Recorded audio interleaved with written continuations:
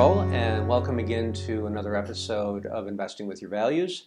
Today we have Susannah Tuttle, the Executive Director of North Carolina Interfaith Power and Light. Welcome. Thank you. Glad to be here. I'm glad you're here. Start out and tell us a little bit about who Susannah is.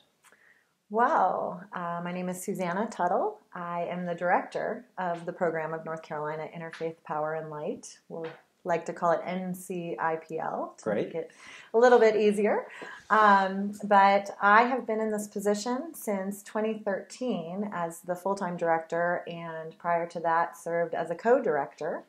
The organization is a program of the North Carolina Council of Churches, and so we have a broad outreach ability here in the state of North Carolina. So a number of denominations. That's right. Yeah. That's right. 17 judicatories and 38 member bodies within the council structure. So it's a really wonderful network.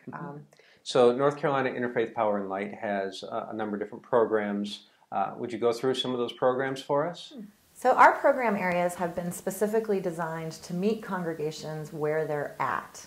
As far as creation care work, there's really, as I mentioned earlier, everything fits into it. It's a practice, it's a philosophy, and so when we look at practical, hope-filled responses to climate change, what does that mean? So energy is an area of work that we've really helped congregations to begin to have the conversation about, but then also be able to put into practical application. So one of our longest and strongest running programs is our energy savings analysis. And that just recently has been renamed because we kicked off the program in 2007, and it's a free offering. We're able to offer free energy audits for any congregational facility anywhere in the state, and help them look at low and no cost ways of becoming more energy efficient, and then look at big picture strategies so that in the long term of the operation and maintenance of their facility, they can begin to really develop a long-term plan, because as we know, if you need a new roof or you need a new boiler or HVAC system, that's something that you need to prepare for as a nonprofit, and how the financing of that takes place. So getting the conversation started and really working to engage not just the Building and Grounds Committee or the facilities manager, but the congregation as an entirety. Because we believe that when we think about our environment, it of course is not just the outside natural world, but the built environment that we've created. And people need to really connect to their houses of worship, the place that they go to be together in community. I feel like they have shared ownership over the space, and that's really an evolution of awareness for a lot of folks, because folks come to church on Sunday, but they don't necessarily, even though it's a beloved space, don't necessarily feel like they have a responsibility to it. And as we're growing and understanding the resources that it takes to operate and maintain these facilities, it really needs to be a community project. So that's our largest program, and most of our congregations have engaged with us because at that starting point. And then it's evolved into congregations really being interested in solar. We often have said that solar panels on a rooftop of a church are a type of billboard for creation care. It really is a visible way to show the values of a congregation, and I have lots of wonderful success stories that talk about bringing in new people. You know, why did you come to our church? You're new to the area, or you were thinking about going to church and you hadn't been there before, or a synagogue or a temple. And they say, we saw your solar panels. We know that you have shared values. And we thought that that was a place that we wanted to be and get to know this community. So that's been really wonderful.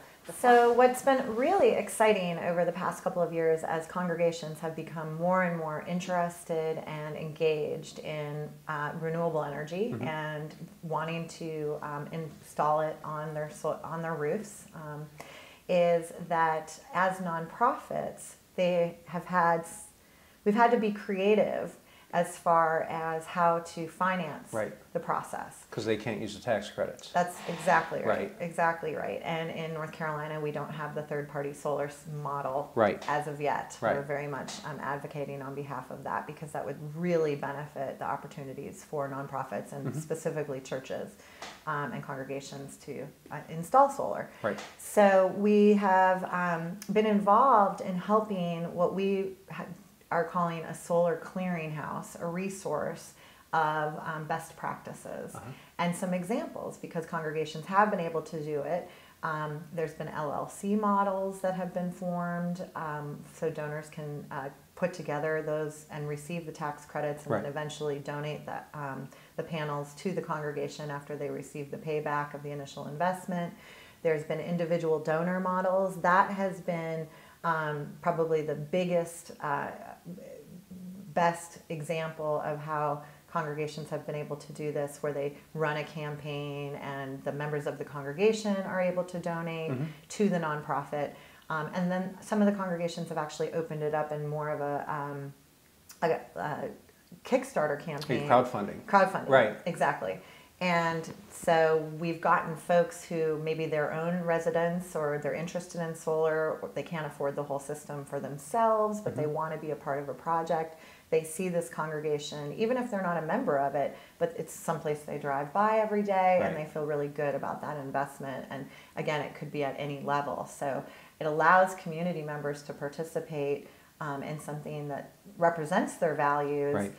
Even if they don't have a lot of capital to make the personal investment for themselves. And it's not just about themselves, it's about the community and getting renewable energy in North Carolina. All right, final question for you here is, why do you enjoy working with North Carolina Interfaith Power and Light? Oh my goodness, I have the best job in the world. I have the best job in the world. I get to I do would this. never want your job. I don't think you would want mine either. But that's what's so wonderful about finding your life work. Absolutely. And so, as I mentioned, when I went to seminary, I really went. It's a calling. That says it all. And then to be able to live your passion and have an impact, and every day wake up. And people often say to me, I don't know how you wake up every day and just think about what you do around the issues and impacts of climate change. I couldn't do it. Right. I have to turn that part off, or I couldn't make it through the day. And I say, oh my gosh, I don't do this work because I want to talk about greenhouse gases or sea level rise all day long. I do this work because I'm interested in the evolution of consciousness.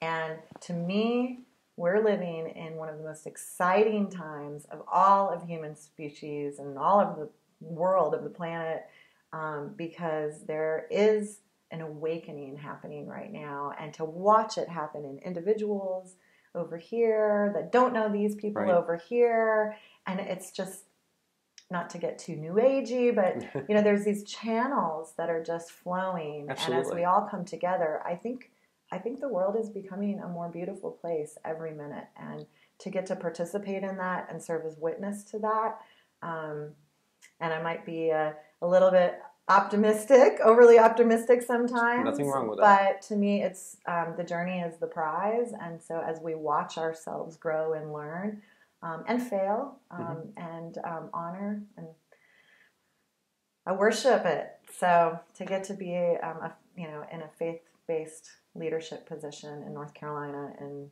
this year and next year, and hopefully for the rest of my life, is just an absolute. I'm so grateful. It's a blessing. Thank you for being here. Thank you.